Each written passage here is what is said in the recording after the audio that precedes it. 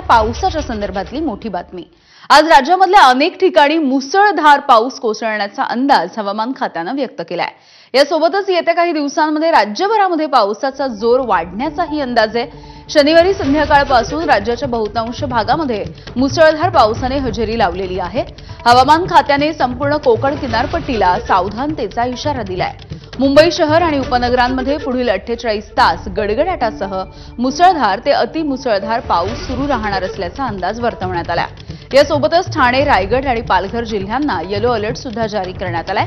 कोकणामध्ये विशेषतः रत्नागिरी आणि सिंधुदुर्ग या दोन जिल्ह्यांमध्ये अतिवृष्टी होण्याची शक्यता सुद्धा वर्तवण्यात आलेली आहे आणि हवामान खात्याने या दोन्ही जिल्ह्यांना पावसाचा रेड अलर्ट दिलाय। 18 जून पर्यंत कोकण किनारपट्टीच्या भागामध्ये मुसळधार ते अतिमुसळधार पाऊस पडणार आहे। कोकणामध्ये रायगड, रत्नागिरीला अतिमुसळधार पावसाचा अंदाज आहे, तर मुंबई, ठाण्यामध्ये ऑरेंज अलर्ट जारी करण्यात आलेला आहे।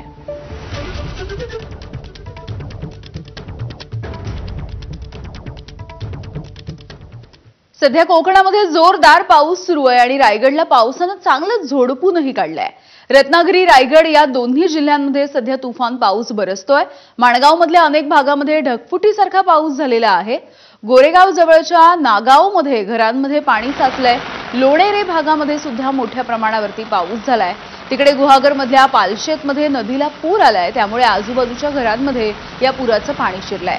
रत्नागिरीच्या परशुराम घाटामध्ये रस्त्यावरती पाणी साचल्यामुळे प्रचंड वाहतुकीची कोंडी झालेली दिसली, तर आडिवरे गावामध्ये ढगफुटीसारखा पाऊस झाल्यामुळे महाकाली मंदिराच्या परिसरामध्ये मोठ्या प्रमाणावरती पाणी साचलं। रायगडच्या माणगाव, महाड, रोहा या शहरांना सुद्धा काल पावसानं झोडपून काढलंय।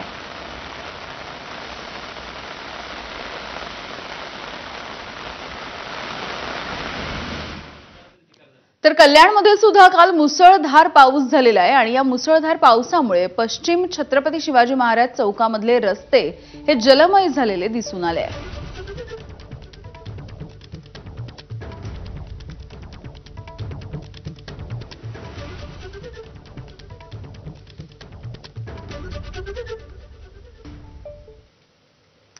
आणि यानंतर विठ्ठल भक्तांसाठी एक महत्त्वाची बातमी आहे। विठ्ठल भक्तांना तासनतास दर्शनाच्या रांगेमध्ये